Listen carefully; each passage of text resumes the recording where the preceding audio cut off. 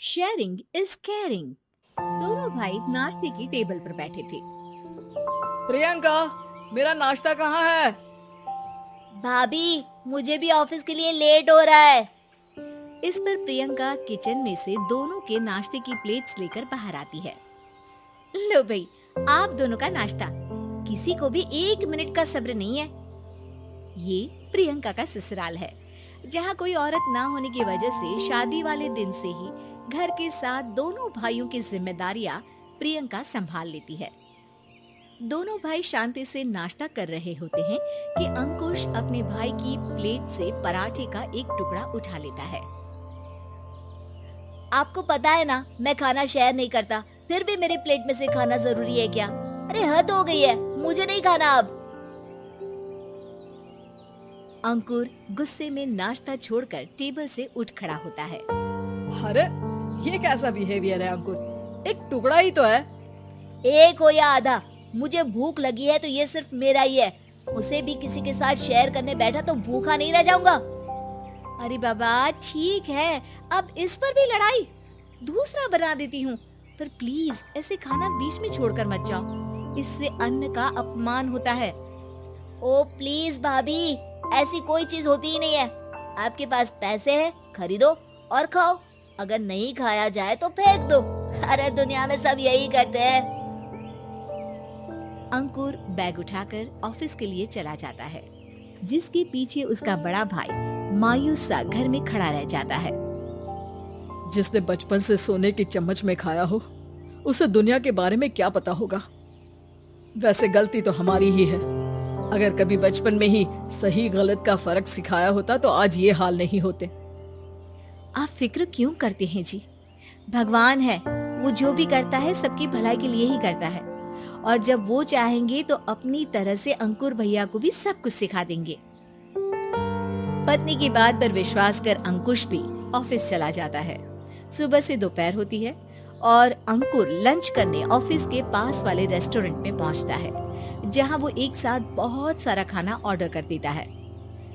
Sir, क्या कोई आपको ज्वाइन करने वाला है? नहीं तो क्यों?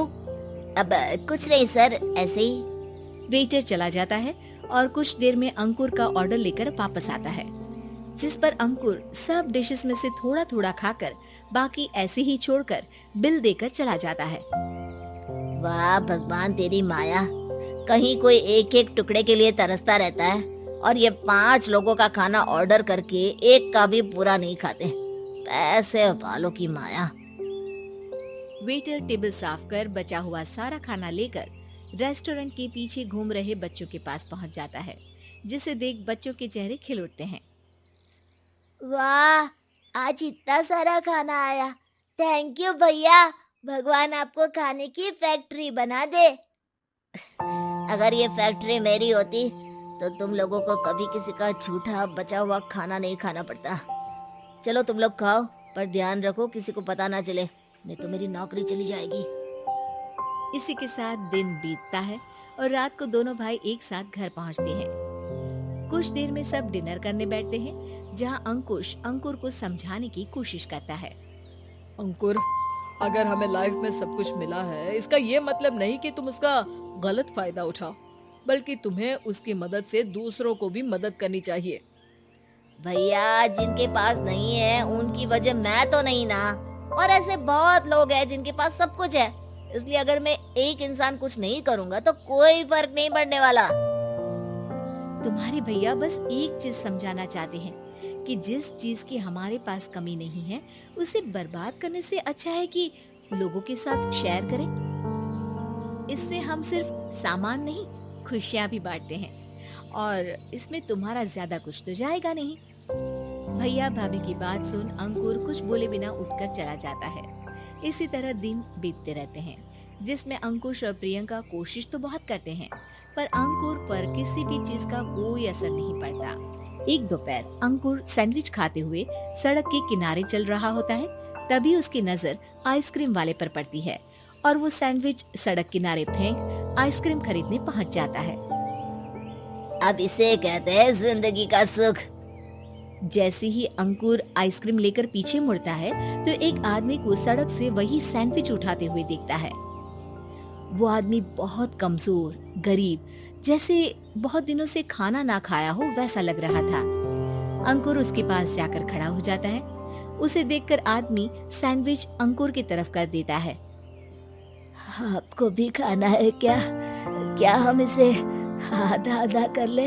मुझे बहुत भूख लगी है। वो मेरा ही झूठा सैंडविच है।